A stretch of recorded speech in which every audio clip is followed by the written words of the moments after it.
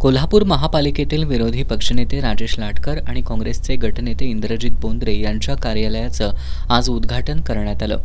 यावेळी विधान परिषदेतील काँग्रेसचे गटनेते आमदार सतेज पाटील यांना माध्यमांशी संवाद साधला। यावेळी त्यांनी ईडीनं चौकशी करावे असे आमदार शिवाजी पाटील यांच्याकडे विषय आहेत का असा प्रश्न उपस्थित करत गोकुळ आणि केडीसीसी बँक या दोन संस्था जिल्ह्यातील लाखो शेतकऱ्यांच्या तारणहार असणाऱ्या संस्थांना बदनाम करू नका असं आवाहन आमदार पाटील यांनी केलं। शिवाजी पाटलांच्याकडे विषय कुठले आहेत की ईडीपर्यंत चौकशी करावी असे काही विषय आहेत का, मुळात ते समजून घेतलं पाहिजे। आणि माझी त्यांनाही विनंती आहे की संस्था बदनाम होता कामा नये याची दक्षता आपण घेऊया। विधानसभेच्या राजकारणातून गोकुळला आपण टार्गेट करू नये अशी माझी त्यांना विनंती असणार आहे। कारण की शेवटी जिल्हा मध्यवर्ती बँक असू दे, गोकुळ असू दे, या दोन संस्था या जिल्ह्यामधल्या लाखो शेतकऱ्यांचा तारणहार आहेत आणि मग त्या बदनाम झाल्या तर मग लोकांचा बघण्याचा दृष्टिकोन या ठिकाणी होतो। आणि ऑलरेडी संचालक मंडळात आमच्या उलटे निवडून आलेले 4 लोक आहेतच ना, ते प्रत्येक बोर्ड मिटिंगला सह्या करतात, त्यांची हाजरी आहे बोर्ड मिटिंगला, ॲजेंडावर त्यांची सही आहे, जे ठराव मंजूर झाले त्याच्यावर सह्या आहेत।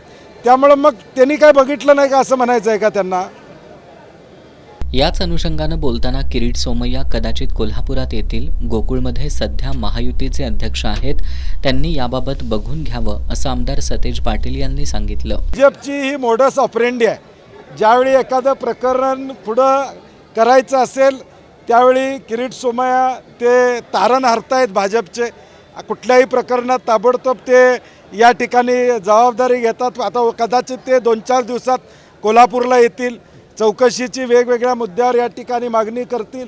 मला वाटते महायुतीचे अध्यक्ष आहेत, त्यांनी बघून घ्यावं आता काय चाललंय ते। गृह खात्याला 3 महिन्यांपूर्वीच खरात प्रकरणाची माहिती होती असं सांगत आमदार सतेज पाटील यांनी खरातशी संबंध असणाऱ्यांवर कारवाई होईल का याबाबत साशंकता व्यक्त केली।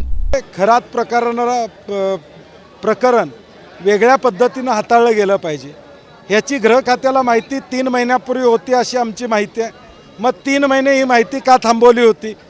ती बरोबर अमक्या वेळीच ती माहिती का त्या ठिकाणी बाहेर आली हा प्रश्न यातला महत्त्वाचा आहे।